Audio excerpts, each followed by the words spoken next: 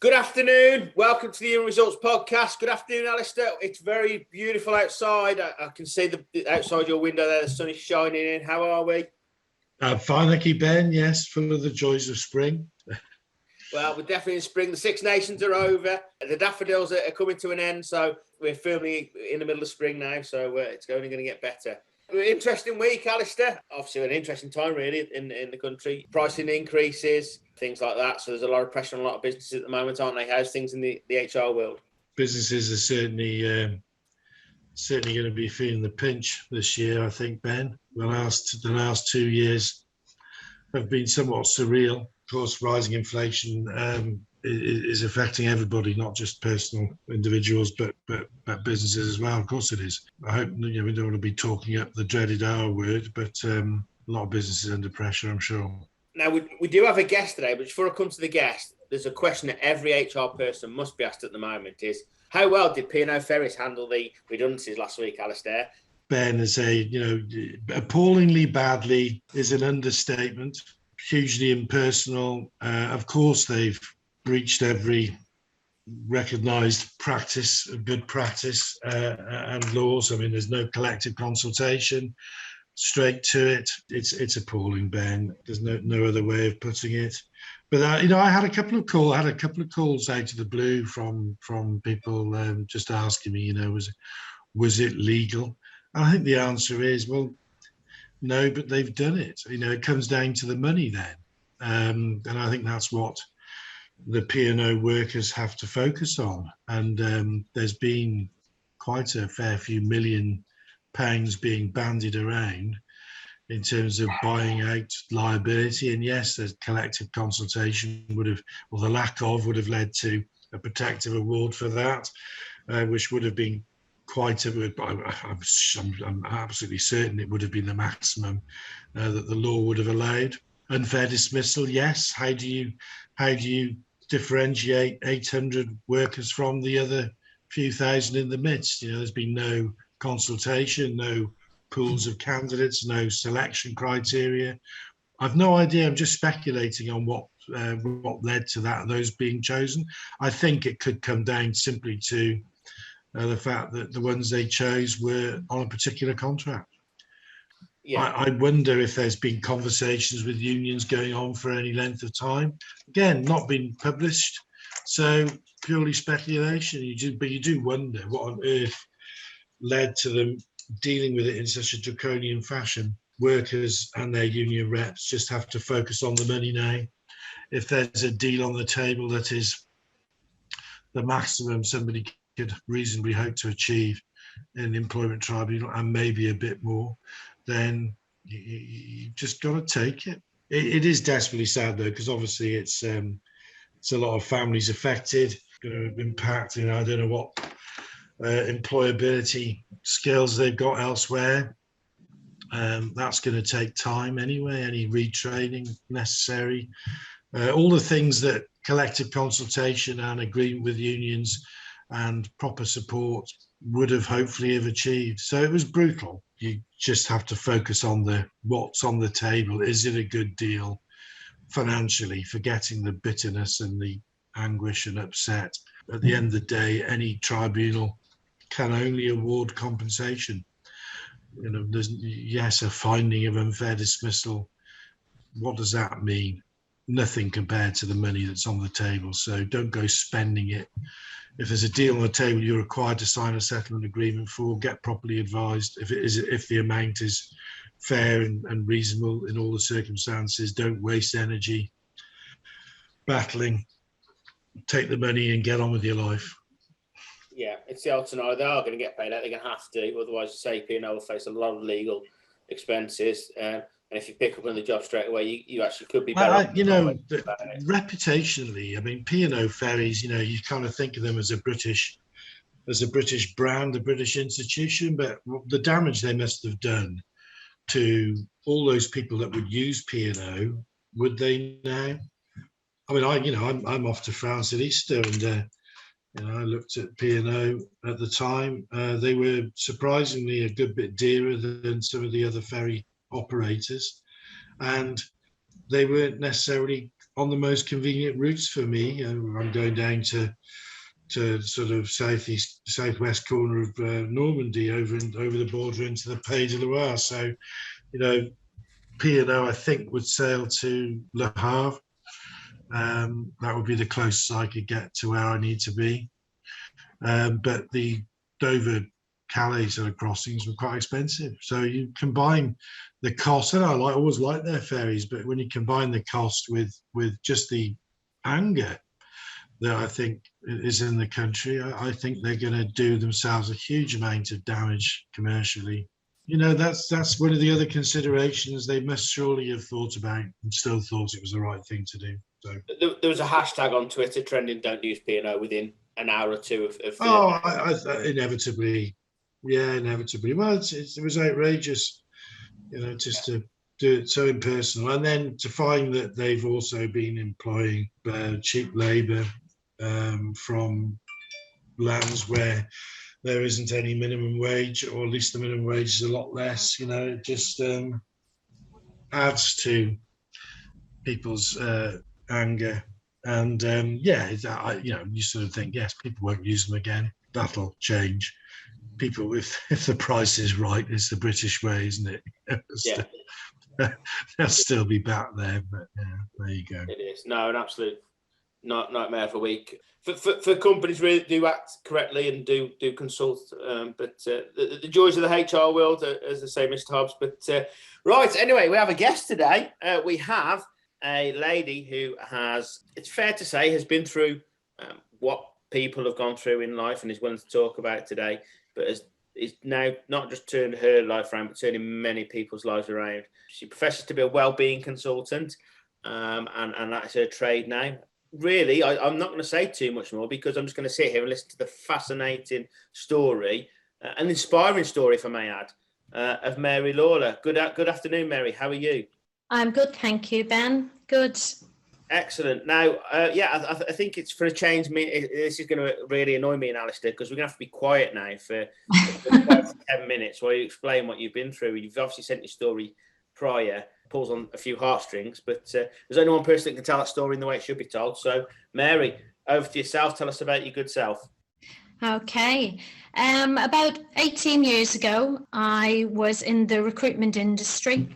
Quite at a senior level and doing extremely well. I absolutely adored my job because it was very much contact with people, mentoring people, getting the person to the next position. And so I absolutely loved it, loved every part of it. And I became pregnant with my third child. And unfortunately, my employer at the time decided didn't want me in the business anymore because of my pregnancy.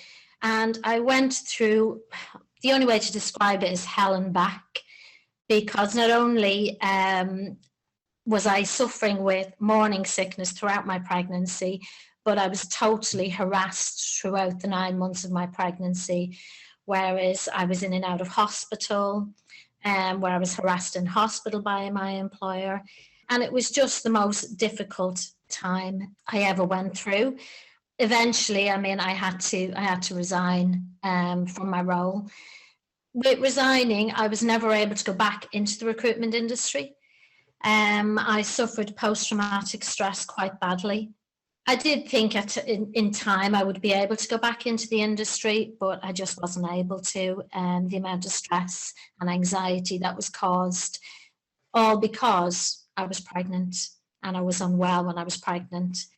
It was quite appalling at the time, because I'd worked for the company for a long time. I'd brought in a lot of money into the company, a lot of new clients into the company.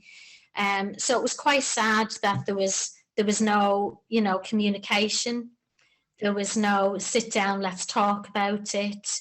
So it was very, very frustrating for me.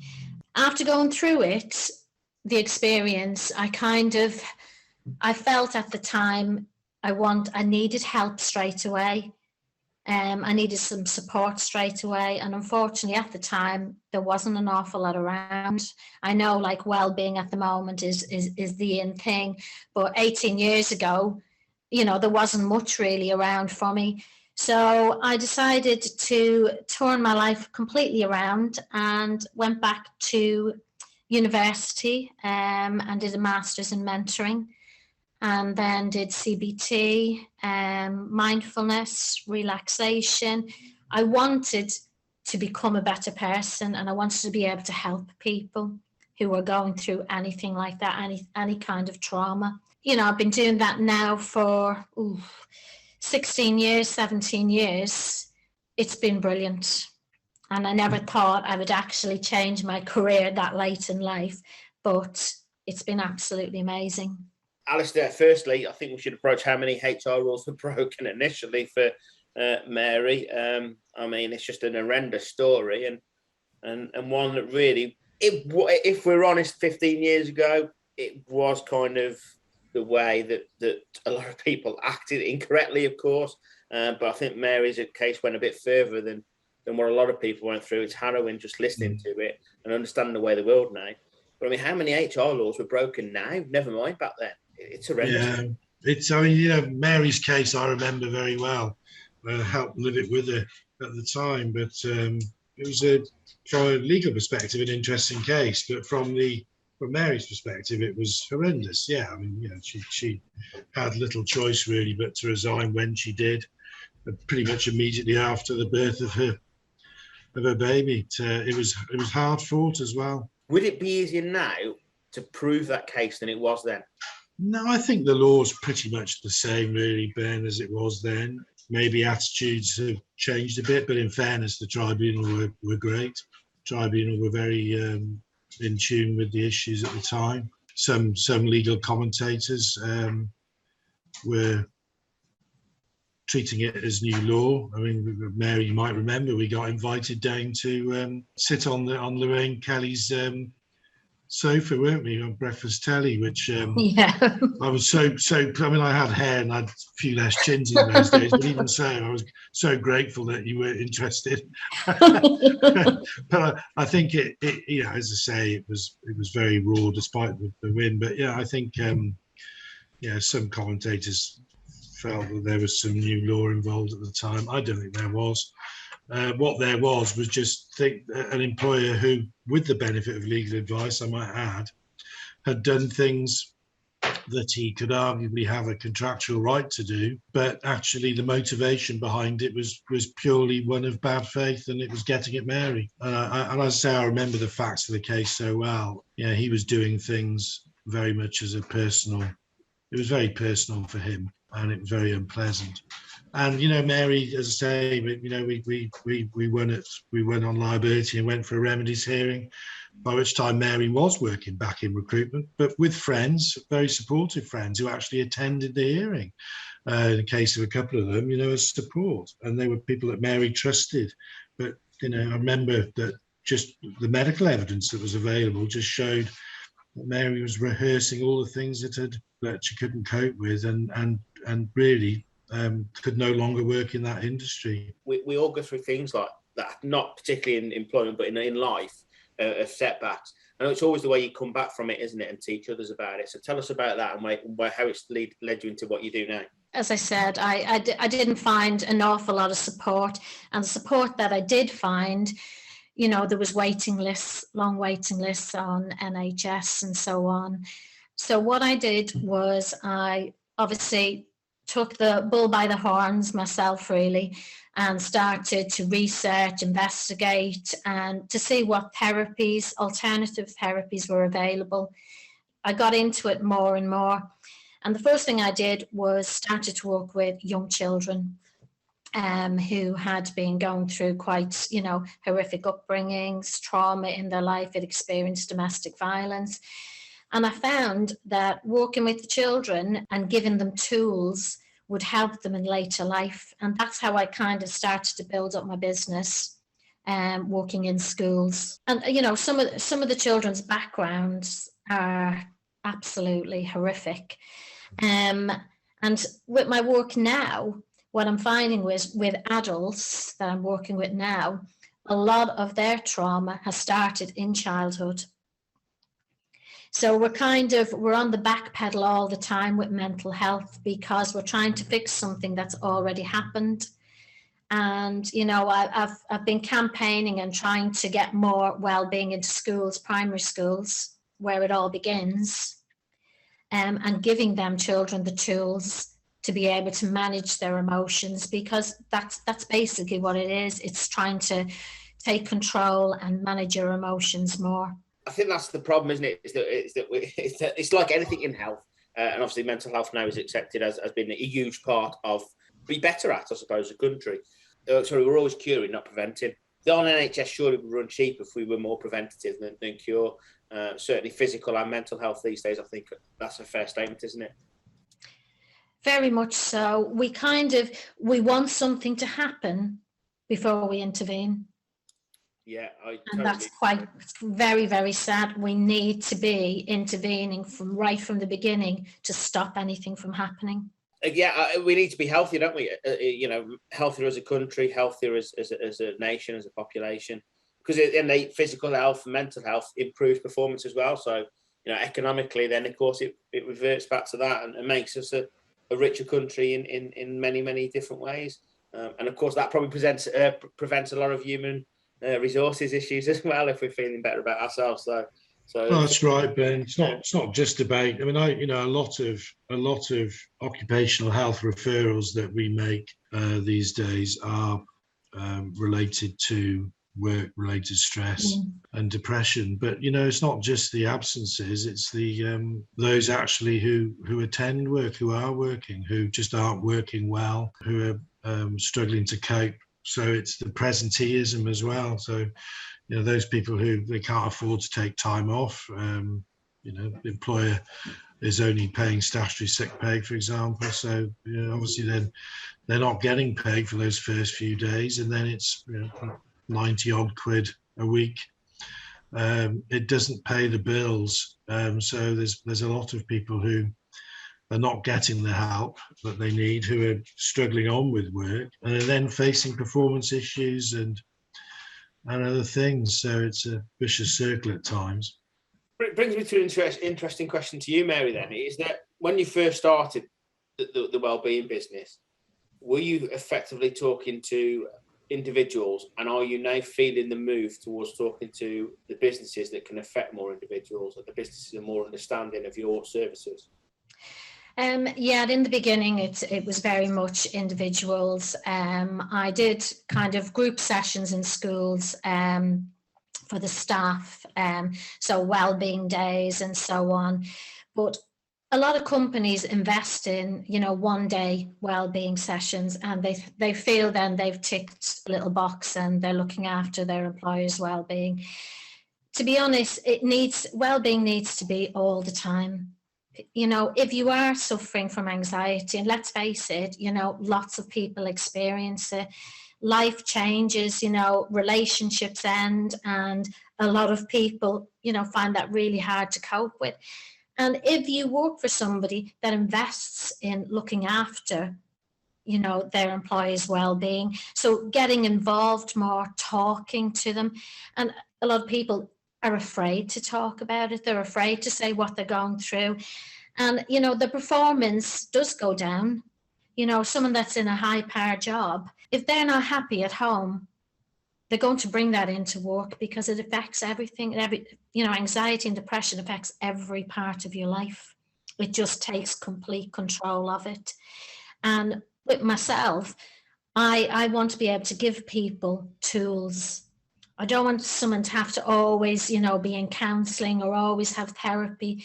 So what I like to give is tools. And sometimes that takes, 6 months, 7 months to work with individuals.